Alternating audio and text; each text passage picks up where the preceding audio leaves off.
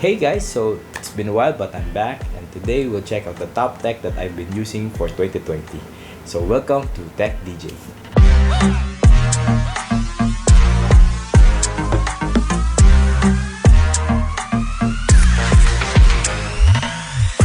So this list is in no specific order and it's not limited to products released just from last year.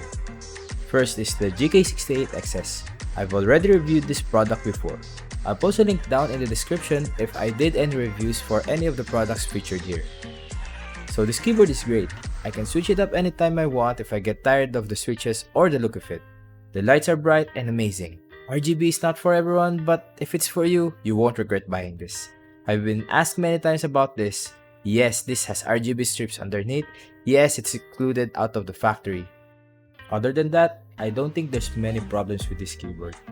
Although sometimes I've been experiencing Bluetooth connection issues with my MacBook Pro, but it's rare and can be easily reconnected. Other than that, this thing is great. Next is the Xiaomi Powerbank 3 Pro. Yes, I know it's just a simple power bank, but this thing is ridiculously cheap for its spec. First off, the USB-C can output up to 45 watts. I've been using it to charge my laptop via USB-C when there's a blackout or when I'm too far from an outlet. Of course, it offers fast and quick charge for phones as well. The best part of it is that it only cost around $30 when I bought this. Next is the Logitech G502 Wireless. I know this mouse has been out for a while now, but for my use case, this mouse offers a great balance for both gaming and work purposes. The Hyper Scroll feature is really useful for my quick scroll purposes when coding.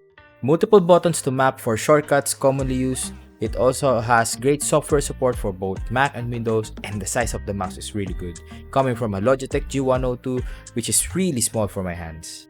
Only thing is that I don't actually use the so-called sniper button and the side-scrolling features for work purposes that much.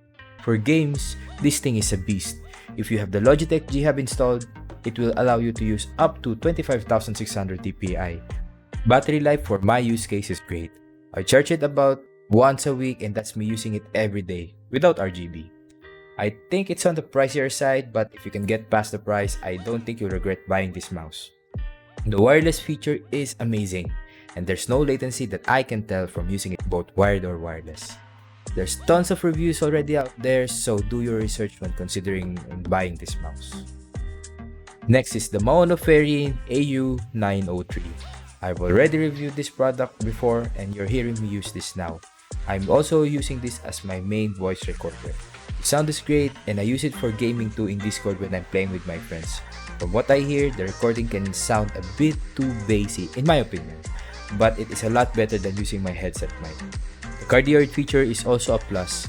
Really great in trying to block noises from behind the mic, like a fan or maybe the keyboard. It's also a USB-C, so it's just plug and play with your device. I've already tried using this on a PC, an Android, and a MacBook Pro. It works without any hassle. Last but not the least, this monstrosity of a hub.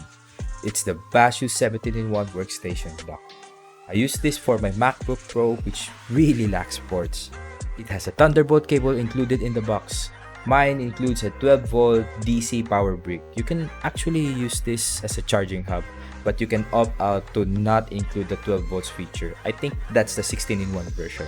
At the back, it has 3 HDMI ports, an Ethernet port, a USB-C data port, and a USB-C power delivery port, and 2 USB-A ports.